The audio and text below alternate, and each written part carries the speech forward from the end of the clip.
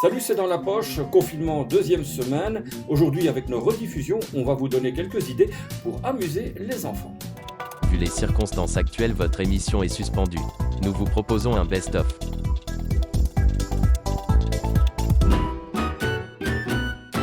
Alors ça, c'est une vieille cuisinière. Non, venez voir. Donc c'est une couveuse de 1860. Alors on mettait le charbon en dessous, ça chauffait pour le bébé. La fumée s'évacuait par la cheminée et ça réchauffait le bébé pour éviter qu'il a froid, voilà. Après, bien plus tard, on a arrêté ce système-là parce que c'était pas bon pour la santé des bébés. Ouais, qu'est-ce qui se passait? La vapeur avec les gaz et tout, c'était pas très bon pour les poumons, le développement de l'enfant. Du coup, maintenant, on fait des couveuses bien plus adaptées pour qu'ils soient bien plus confortables physiquement et tout. Donc, on fait des couveuses qui ressemblent plus, qui rappellent plus le ventre de la maman. Madame Dussard, Oui. c'est tous les vendredis comme ça dans la classe? Ah non, malheureusement non. On aimerait bien, c'est amusant. Ce jeu est bien. Oui, qu'est-ce qu'il y a de bien? Dis-moi, tu sais m'expliquer? Le principe est marrant. Et par exemple, tu touches ici, tu dois deviner un animal. D'accord. Un animal. Et qu'est-ce que c'est comme animal? Pour moi, ton ce avis? serait un chat. C'est donc une fin de semaine pas comme les autres à l'école du centre, à la Louvière. À l'origine de cet après-midi ludique et éducative, il y a Alicia Paduard. Elle est en deuxième année d'institutrice primaire à la Haute École Condorcet à Morlanlouis. Avec ses collègues de classe, elle a remporté un concours lancé par l'École des loisirs et qui consistait en la création de jeux autour de l'œuvre de l'auteur jeunesse Mario Ramos. Des formes, un peu de farine, des couleurs, quelques gouttes d'eau, du volume et des mots, parfois en anglais. 1, 2, 3, 4, 5. L'atelier culinaire du jour, c'est un goûteux mélange de tous ces ingrédients. Tout à fait, un grand mélange. Avec un petit plus pour la recette du jour, elle va prendre des allures de composition artistique. Vraiment, cet atelier, c'est unique parce que je n'ai jamais fait une association avec des artistes.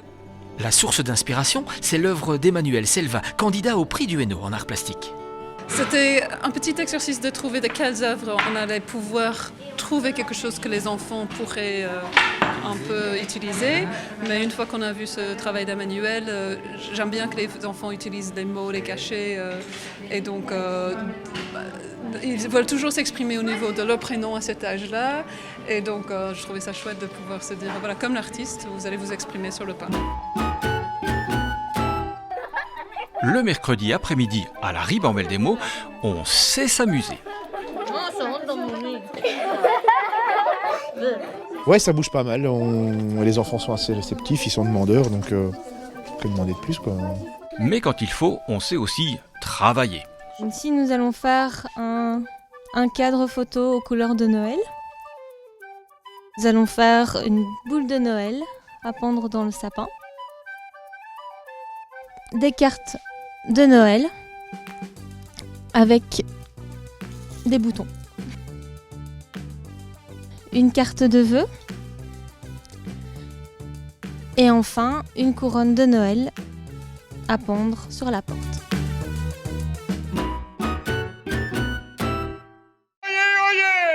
Nous allons nous retrouver pour les ateliers suivants. Allez, pas de temps à perdre, 12 ateliers attendent nos apprentis chevaliers. On commence par la maison du paysan, en torchis et en paille. C'est tout le confort de leur lit. Alors, on a le lit, déjà, protégé, mais le lit était beaucoup plus petit et plus large que nos lits, parce qu'on dormait assis au Moyen-Âge, parce qu'on avait très peur de la mort, en fait. Et la mort est partout à cette époque. Dans la salle d'armes, par exemple. Voilà. Avec le crochet, on attrapait le cavalier, on le faisait tomber par terre, on retournait l'arme et on lui tranchait la tête. Ah oui, ça c'était l'époque médiévale. Si tu étais chevalier, qu'est-ce que tu choisirais comme arme, toi, pour te défendre? Le double fléau. Pourquoi? Ça les tuerait de loin et tu pourras aller rechercher ton arme pour refaire encore la même chose aux autres. Pour cette séquence, nous avons besoin de princesses, de chevaliers et d'un méchant dragon. Allez, vous êtes prêts? On s'approche, voilà. Il était une fois... L'après-midi d'une fée. Un après-midi plutôt bien chargé. On commence par la fabrique de carrosses.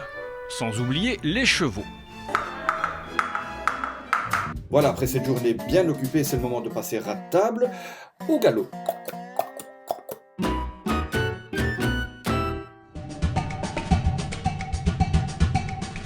Aujourd'hui, on va vous proposer un rossini de canard. Donc, c'est un magret de canard qui est cuit basse température. Donc, on va jusqu'à 60-62 degrés. Donc, c'est un magret de canard qui a été coloré.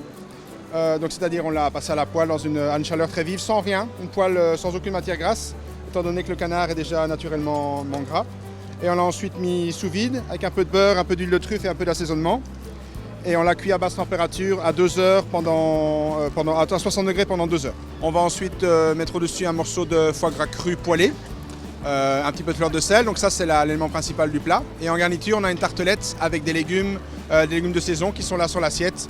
Donc on a du chou-fleur, des asperges, oignons de printemps, des carottes primeurs et on a également un petit peu de betterave.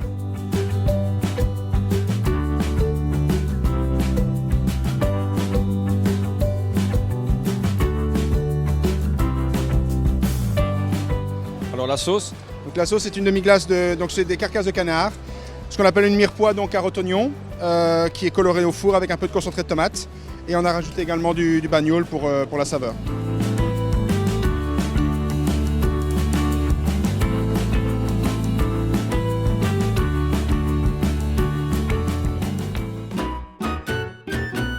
Je vous ai vu discuter avec la reine, vous lui avez expliqué la recette du pagnon. Pagnon, c'est vraiment une spécialité locale. C'est quoi le secret d'un bon pagnon? Un bon pagnon, c'est une pâte très moelleuse. Il faut lui donner de la force pour que ça puisse se développer un maximum au four pour avoir cet effet moelleux.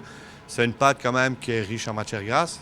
Ça ressemble à une pâte à sandwich sucrée, mais sans améliorant évidemment, donc c'est vraiment naturel. On pétrit une belle pâte avec une température optimale de 24 à 26 degrés.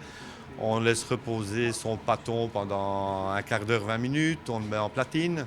On laisse encore reposer un quart d'heure, 20 minutes. Il faut savoir que plus vous allez donner de la fermentation, plus vous allez avoir ce goût, ce moelleux, et ainsi de suite. Une fois que ça a encore reposé, ce quart d'heure, 20 minutes, on dore l'entièreté du pagnon. On lui met plus ou moins 75 grammes de cassonade. Ce n'est pas une tarte au sucre, donc très peu de sucre.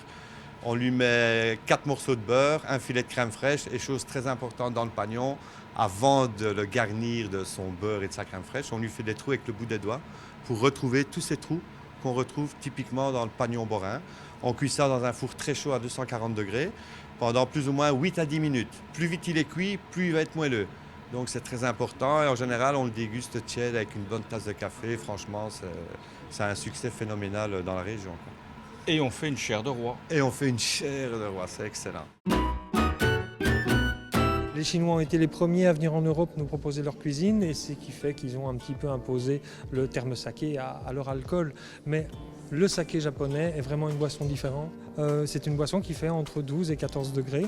C'est donc non pas l'alcool qu'on sert en général dans les restaurants chinois en fin de repas, mais c'est une boisson fermentée, on va dire une bière de riz que l'on peut déguster vraiment à tout moment, aussi bien avec des viandes, à l'entrée, à l'apéritif et même avec des desserts. Comme le vin, il existe des centaines de sakés. Plus sec, plus doux, plus aromatisé. Le saké, c'est une question de tempérament et de température. Certains l'aiment chaud, d'autres le préfèrent froid. Saké chaud ou froid, c'est à la fois une influence du type de saké que vous allez prendre et aussi une question de goût personnel. Franchement, on a fait le test ici. Eh bien, certains préféraient franchement avoir un saké chaud avec des plats un petit peu plus goûtus, comme avec un morceau de fromage, une volaille ou avec un morceau de viande. Les sakés frais, qui sont relativement modernes, eh bien, eux s'accommoderont très bien de plats relativement légers, d'entrée, de dessert. Je vois que tout cela vous a mis l'eau à la bouche, pas vrai? Allez, place à la dégustation. Voilà, CDLP, c'est terminé. On se retrouve sans faute la semaine prochaine. Allez, ciao, portez-vous bien.